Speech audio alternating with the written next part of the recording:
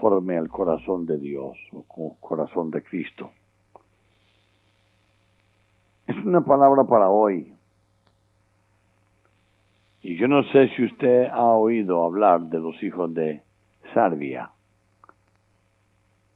No sé si usted conoce cuál es la relación de estos con el rey David, o qué tipo de labor desarrollaban y cómo terminaron sus vidas. Y a través de la vida de estos hombres,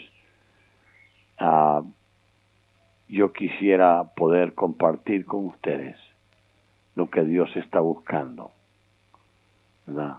Los planes que quiere realizar en su vida.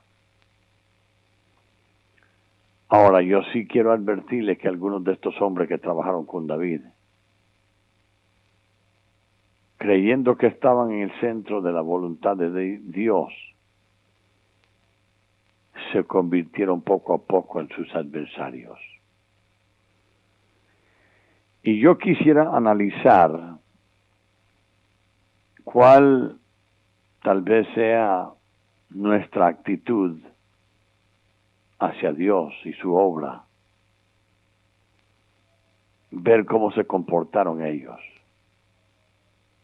¿No? Ver cómo Dios lleva adelante los planes a través de aquellos que tienen un corazón para Él, o podríamos decir, el corazón de Dios. Y es cierto, no todos se destacaron como, ¿qué podríamos decir?, derribadores de gigantes. Pero muchos serían capaces de expresar la vida de Dios. Y yo quiero comenzar en este día sobre eso. Cuando David se establece en Jerusalén, porque recuerde que los primeros 7 años, es decir, Dios le prometió que cuando él tenía 17 años, cuando él mató a Goliat, que él iba a ser rey. Sin embargo, él no tenía la menor idea que iban a pasar 13 años antes que él llegara a ser rey. Y Dios les ha hecho algunas promesas a ustedes y parece que no se cumplen. ¿Okay? Pero cuando David se establece por fin en Jerusalén, y recuerde, fue un proceso, 7 años. Primero anda huyéndole a Saúl. Era un hombre experimentado en quebranto. Es su suegro. Dios nos libre de tener un suegro así como ese, que estaba tratando continuamente de matar a su yerno porque le tenía envidia. Aquí miramos a un hombre, Saúl, que trata de mantenerse en el poder a todo costo, ¿verdad? Que se le acaba su tiempo, pero él está determinado a que él va a continuar en el poder a como dé lugar, ¿verdad? Cuando una persona hace eso, se vuelve una persona muy peligrosa. Enséñeme usted una persona que determina quedarse en el poder a como dé lugar. Y mírelo a través de los años y ver qué es lo que está pasando en esa nación.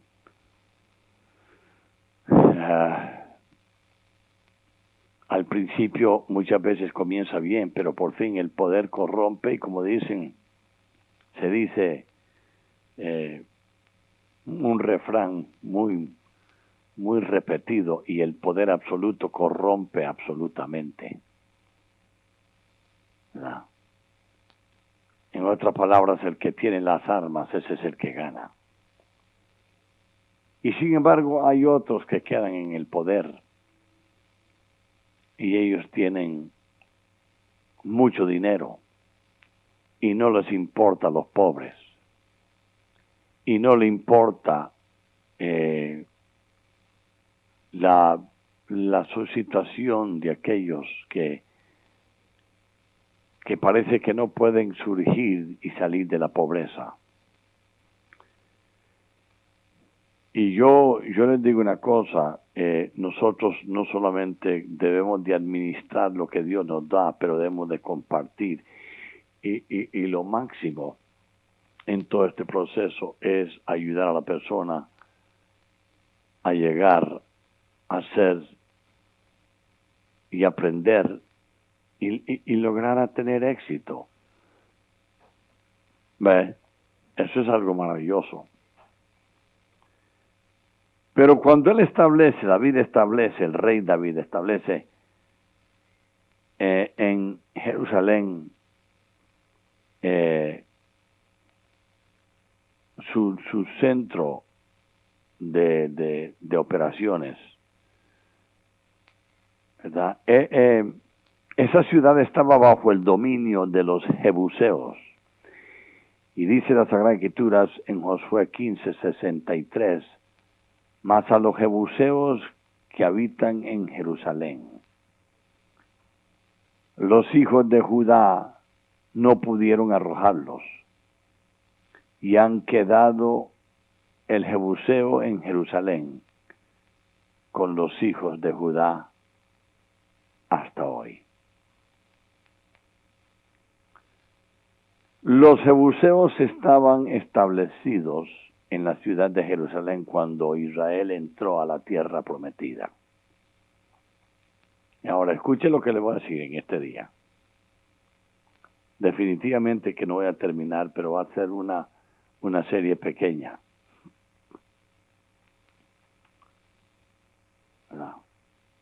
Josué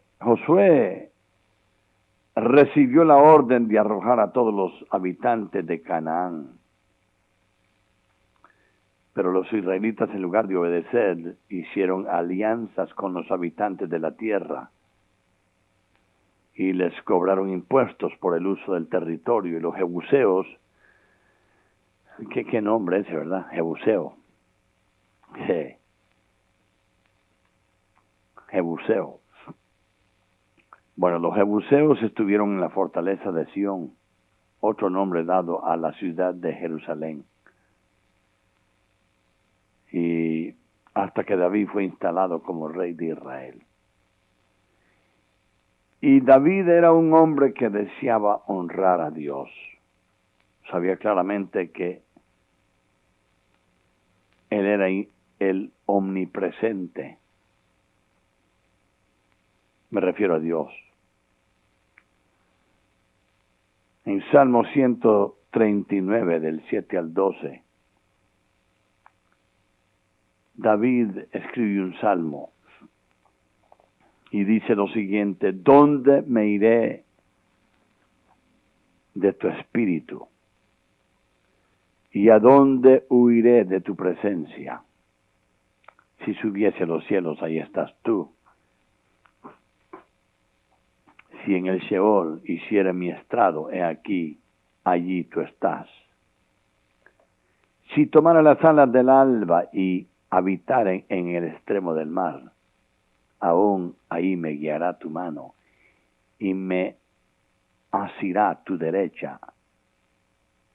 Si dijese ciertamente las tinieblas me encubrirán, aunque la noche resplandeciera alrededor de mí, aún las tinieblas no encubren de ti, y la noche resplandece como el día, lo mismo te son las tinieblas que la luz.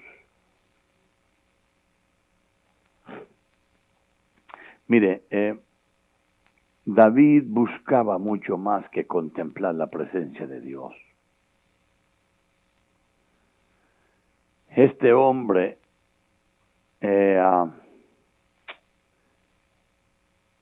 anhelaba contemplar la gloria de Dios, la presencia manifestada en todo su esplendor. Esa santa hermosura de su gloria. Y estas son las palabras del salmista. En Salmo 63, del 1 al 4, dice: Dios, Dios mío eres tú. De madrugada te buscaré. Mi alma tiene sed de ti y mi carne te anhela en tierra seca y árida donde no hay aguas, para ver tu poder y tu gloria, así como te he mirado en el santuario. Porque mejor es tu misericordia que la vida, y mis labios te alabarán. Así te bendeciré en mi vida, en tu nombre alzaré mis manos. Este Salmo 139 es un lindo salmo donde David reconoce que no puede escapar de la presencia divina de Dios. Ahora, déjeme decir una cosa. La presencia está allí, pero no necesariamente la vamos a sentir o continuar sintiendo si estamos haciendo lo incorrecto. ¿Ve? Y me encanta este Salmo 63 cuando declara que hay una dimensión de Dios que solamente puede contemplarse en el santuario. Ese era el lugar donde estaba el poder y la gloria de Dios. ¿Ve? Es más, para hacer más claro, la palabra santuario se usaba por primera vez en Éxodo capítulo 3 y Moisés, ¿se acuerda cuando él vio en Horeb, el monte santo, una zarza que ardía? ¿Se acuerdan ustedes eso? Que no se consumía. Y experimentó una de las revelaciones de la gloria de Dios, y el ángel del Señor se le apareció en una llama de fuego. ¿Se acuerdan ustedes de esto? Y le dijo en Éxodo 3, capítulo como creo que es 4, por ahí, o 5, dice, y por fin dice, pues, recuerde que él estuvo 40 años en el desierto, 40 años en la universidad de los hombres de Egipto y 40 años en la universidad de Dios. Y ahora Dios lo llama. Y mira a Dios que lo llama en medio de una zarza y dijo, Moisés, Moisés, y él respondió, heme aquí, y le dijo, no te acerques, quita tu calzado de tus pies, porque el lugar en que estás, tierra santa es. ¿Ve?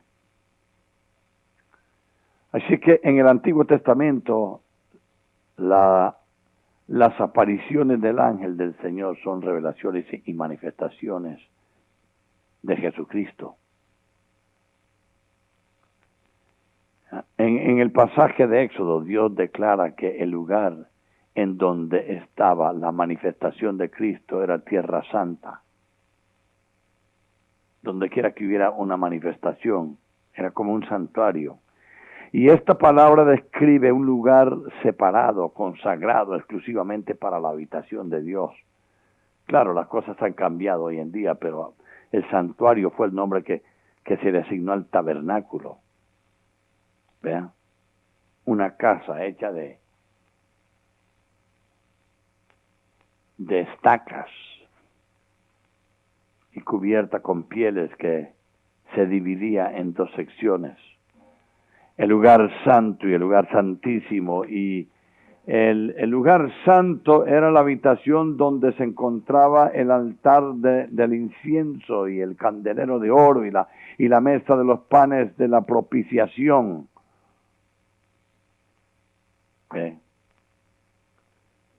Y el lugar santísimo era la habitación en donde estaba el arca del testimonio, que contenía una vasija con maná. Contenía además de esto la vara de Aarón, ¿se acuerdan? Que reverdeció, y las tablas de la ley. Así que el santuario era el lugar donde se manifestaba la gloria y el poder de Dios.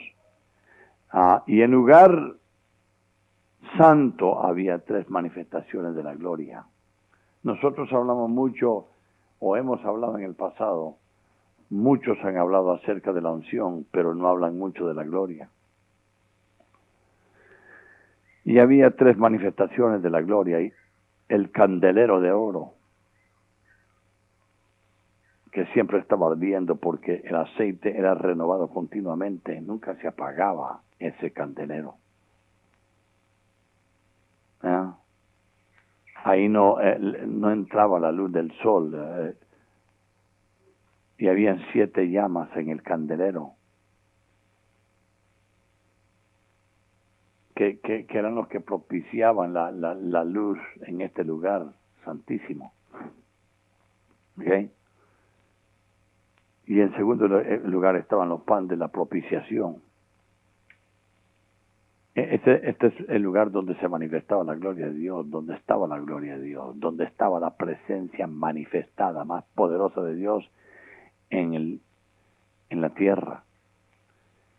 Y todos los viernes eran cocidos y puestos en la mesa del santuario estos panes, un día antes del día de reposo, y después de 7 días de haber estado ahí, los panes de la propiciación continuaban frescos, como si recién hubieran salido del horno.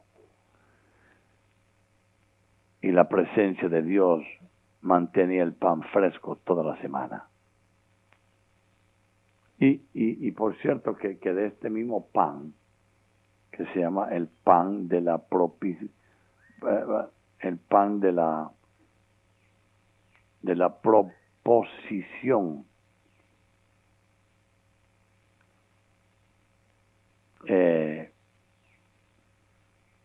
era algo del cual comían los sacerdotes en el santuario. Y por fin el incienso del altar. 3 veces al día los levitas debían ofrecer incienso frente al velo del lugar santísimo. No 3 veces a la semana, 3 veces al día. Y el incienso del altar llenaba el lugar santo de humo y de perfume. Y según la tradición judía, el humo subía al cielo en forma de columna. Y aún con viento, tormenta, siempre se elevaba de esta manera para que todo el pueblo de Israel pudiese ver que Dios recibía su adoración. Así es que en este lugar, el lugar santísimo, moraba la gloria de Dios, la manifestación de su presencia entre los 2 querubines, porque el arca del pacto estaba entre 2 querubines de oro. ¿Verdad? Y la manifestación de Dios eran distintas. Cuando hablamos de querubines estamos hablando de ángeles que se extendían sus alas. Es más, vamos a leerlo en Éxodo capítulo 25. Éxodo capítulo 25 del 20 al 22. Dice que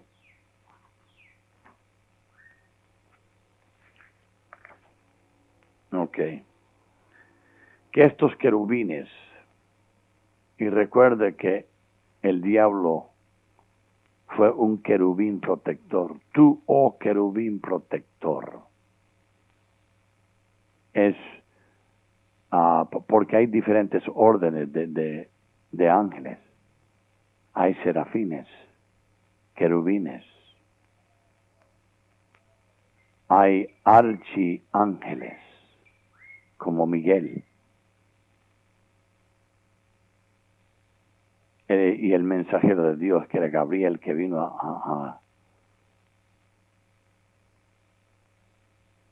a la Virgen María. Y dice que los querubines se extendían por encima las alas, cubriendo con sus alas el propiciatorio, sus rostros el uno frente al otro, mirando el propiciatorio, los rostros de los querubines, y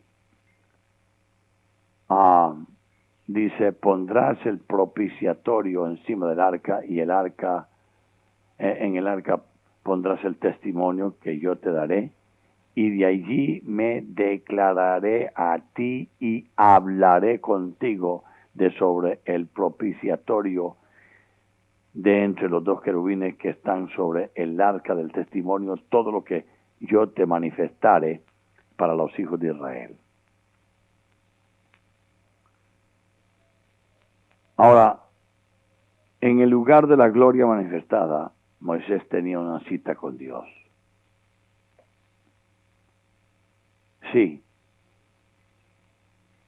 Este encuentro no era una cosa casual, tenía un propósito. ¿Saben qué era? La comunión entre Dios y los hombres. Porque era desde ahí casualmente que Él impartiría su palabra a todo el pueblo de Israel. Y en el lugar santo la gloria de Dios era completamente a través de la luz y el fuego del candelero. Y percibía a través de la fragancia del incienso que llenaba toda la habitación y recibía este alimento a través de los panes de la proposición. Pero en el lugar santo Dios manifestaba toda su gloria al sacerdote y le impartía su palabra, su revelación, su voluntad. Y casualmente esto es lo que David deseaba experimentar diariamente. Esta era como una obsesión con este hombre. Quería estar en la presencia de Dios, habitar en el santuario y ver la gloria de Dios. Y fíjense que durante la conquista de Canaán, la gloria de Dios se manifestó en el tabernáculo, entre los querubines de esta arca del pacto, y el tabernáculo fue inicialmente establecido en Silo. Y muchos años después, durante el sacerdocio de Elí, ustedes que conocen un poco la Biblia, Elí comenzó bien pero terminó mal, porque sus hijos no se paraban a la puerta del tabernáculo y estaban teniendo relaciones, estaban fornicando, estaban manipulando, y eran hijos del sacerdote, pero eran hombres perversos que no conocían a Dios. Tenían el corazón endurecido. ¿Ve? Y bueno, la verdad es que Dios se manifestó a Elí, pero llegó un momento cuando ya no se manifestó. Y ustedes saben a quién se manifestó, a ese muchacho de 12 años de edad, Samuel. ¿Ve? Y muchos años después, durante el sacerdocio, ¿verdad?, de él, el arca fue tomada por los filisteos. ¿Se acuerdan? En una batalla, la gloria de Dios se la llevaron. Pero luego de varias semanas fue devuelta a Israel, y al recibir a los israelitas resolvieron dejarla en la casa de un levita. ¿Se acuerdan? Y dijeron los de Bet-Sames, ¿quién podrá estar delante de Jehová, el Dios Santo? ¿Ve? ¿A quién subirá desde nosotros? Y casualmente en 1 de Samuel, capítulo 6, versículo 20, dice, y enviaron mensajeros a los habitantes de Kiriat Jearim, diciendo, los filisteos han devuelto el arca de Jehová. Descended pues y llevad a vosotros Y entonces casualmente fueron los de Kiriat Jearim, que llevaron el arca de Jehová y la pusieron en la casa de Abinadab.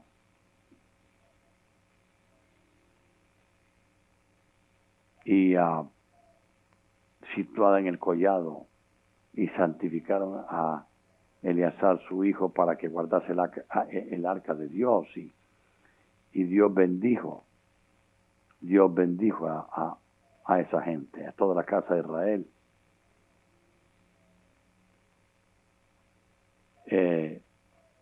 Después que ellos la volvieron a traer a Jerusalén por medio del rey David.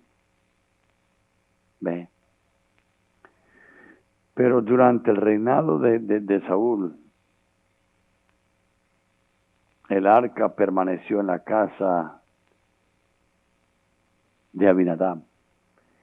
Y cuando David fue ungido rey sobre Israel, ustedes saben lo que él hizo. Porque el arca no estaba en Jerusalén.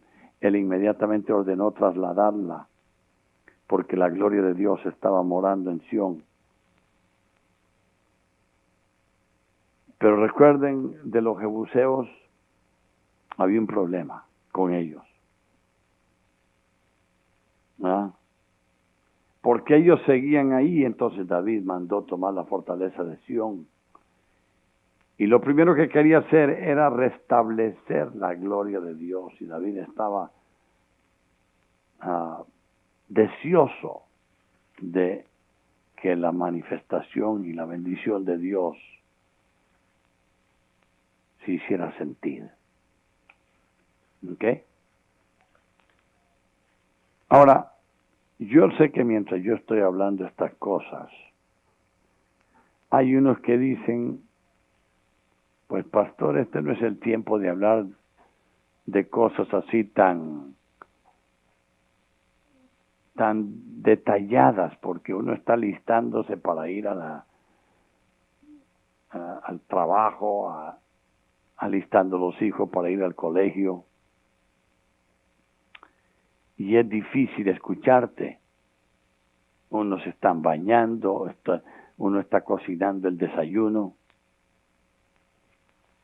Y para este tipo de enseñanza necesitamos más tiempo, poder escucharte con calma. Yo creo que tienen toda la razón, pero de todos modos, este es cuando hago el programa en vivo. Y después se va a repetir otra vez en alguna ocasión. Mire, David quería traer la gloria de Dios a Jerusalén, pero necesitaba a alguien que tomara la fortaleza de Sión. ¿Ok? Entonces, uno de los hijos de Sarbia dijo que subiría primero.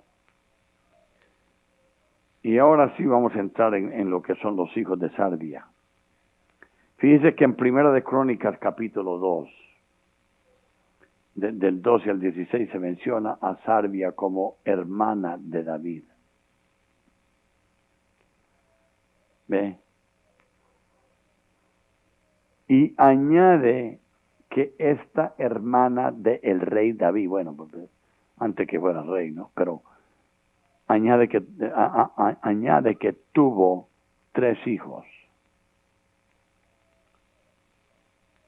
Abisaí, Joab y Asael. Por lo tanto, los hijos de Sarbia eran sobrinos de David. Y los 3 estuvieron muy cerca de él. Fueron los hombres más leales a él.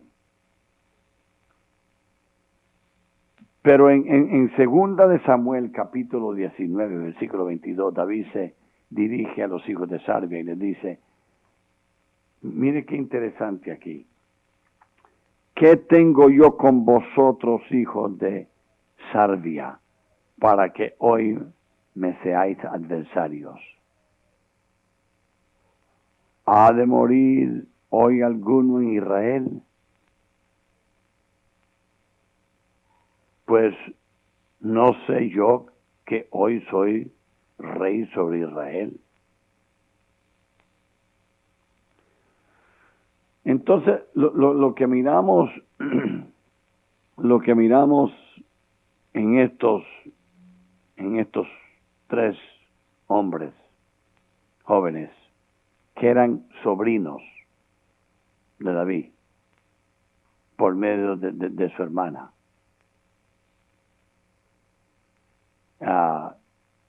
que se llamaba Sarvia. Vemos algunas características de estos hombres.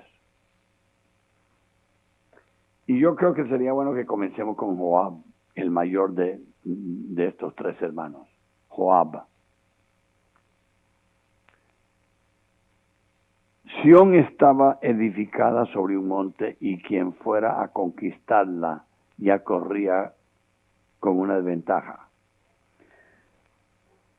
Pero Joab, su sobrino, era tan valiente y obediente a David que dijo: Rey, yo voy. Si tú me dices que hay que ir, yo voy. Y casualmente en Primera de Crónicas, capítulo 11, versículos 5 al 6, dice: y los moradores de Jebús dijeron a David: no entrarás acá. Mas David tomó la fortaleza de Sión, que es la ciudad de David, y David había dicho: el que primero derrote a los jebuseos será cabeza y jefe. Y entonces Joab, hijo de Sarvia, subió el primero y fue hecho jefe. Este sobrino de David era el más valiente. No solamente conquistó la ciudad, sino que también se ocupó de repartirla. Sí, en Primera de Corintios, Primera de Crónicas, capítulo 11, versículos 7 y 8, dice: y David habitó en la fortaleza, y por esto la llamaron la ciudad de David. ¿Ve? Jerusalén. Por cierto que he estado ahí. Es increíble esa ciudad. O Sión.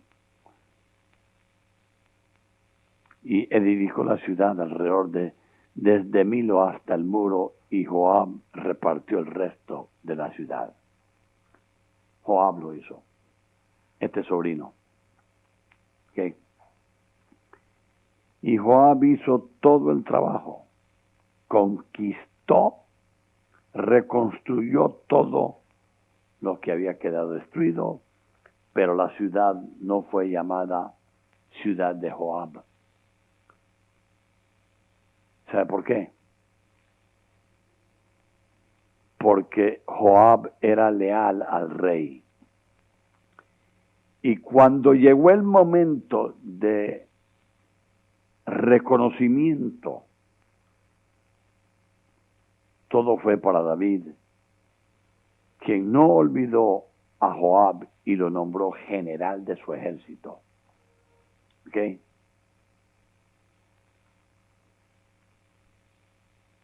Sí, la palabra de Dios habla en 2 de Samuel capítulo 8, versículo 16, dice: Joab, hijo de Sarvia, era general de su ejército, del ejército de David.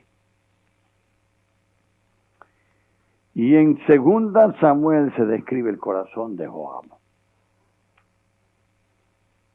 Miren lo que dice: viendo pues Joab que se le presentaba la batalla de frente y en la retaguardia, estaba metido en líos, porque la batalla la tenía por delante y la tenía por detrás. Dice: sacó de todos los escogidos de Israel y se puso en orden de batalla contra los sirios, y entregó luego el resto del ejército en manos de Abisaí, su hermano. ¿Recuerden ustedes lo que les mencioné? Eran 3 hermanos.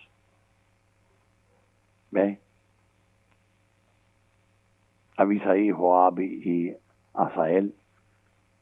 lo entregó pues en esta batalla, la entregó el resto del ejército en la mano de Abisaí, su hermano, y lo alineó para encontrar a los amonitas y dijo, si los sirios pudieran más que yo, tú me vas a ayudar. Mira, brother, échame la mano ahí. Si la cosa se pone muy recia al lado tuyo, yo voy allá. Si la cosa se pone demasiado difícil en la batalla, donde yo estoy, tú vienes a ayudarme a mí. Ve.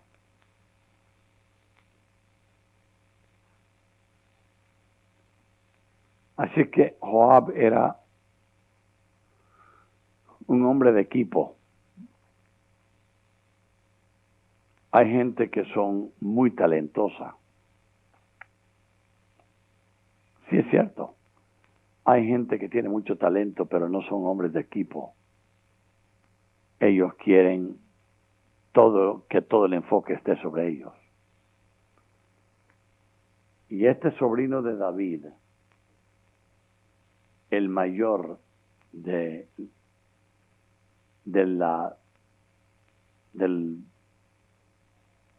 los hijos de Sarvias, su hermana. Porque la Biblia habla mucho acerca de los hermanos de David, pero casi no dice nada acerca de las hermanas. Y Joab le dice, esfuérzate, esforcémonos por nuestro pueblo y por la ciudad de nuestro Dios, y haga Jehová lo que bien le pareciera. ¿Qué es lo que yo veo aquí? Que era un hombre que ponía su vida por el pueblo y también por las ciudades de Dios. Y en 2 de Samuel, capítulo 12, David ordena tomar toda la ciudad de Rabá, que era una ciudad fuertísima, y Joab la ataca hasta que la conquista, ¿verdad? Y en aquel tiempo los pueblos estaban rodeados por muros, y los muros tenían una puerta, y para entrar a la ciudad había que conquistar la puerta, y casualmente fue esto lo que hizo Joab. Es más, cuando la Biblia habla de puertas, habla de personas que tienen dominio. ¿Ve? La puerta. Ancianos, líderes, gobernantes. En el Antiguo Testamento siempre estaban a la puerta. Era como la alcaldía. Era donde se hacían las transacciones.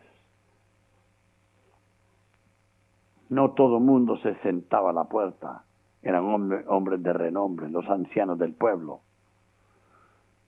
Ellos cobraban los impuestos, controlaban lo que se debía pagar. Y le cobraban a los extranjeros. ¿Ve? En otra palabra, la puerta era el lugar de autoridad. Digamos como la alcaldía aquí en Managua. Y vemos lo que hace Joab una vez que toma Rabá. Joab pelea contra Rabá de los hijos de Amón y tomó la ciudad. Y entonces le manda a decir a David, mire, mejor que tú vengas. Y llegues aquí porque yo no quiero que nombren esta ciudad, que le pongan ciudad de Joab. No sea que tome yo la ciudad y sea llamada por mi nombre. Y Joab tomó la puerta, pero no entró a tomar dominio de la ciudad. Y mandó llamar a David, que estaba en Jerusalén, diciéndole que la gente de las aguas había sido conquistada y que estaban listos para ocupar la ciudad. ¿Ve? Había peleado, había sudado, había sufrido, pero él no iba a tomar la gloria. ¿Ves? Para que nombraran la ciudad la ciudad de Joab. No, no, no. Él era un hombre fiel y tan fiel que no entró en la ciudad. ¿Ve? Le cedió la gloria al rey. Por lo tanto, Joab era el valiente, el voluntario número 1 del rey David. Era su sobrino, sí, yo sé, pero era el general del ejército y tenía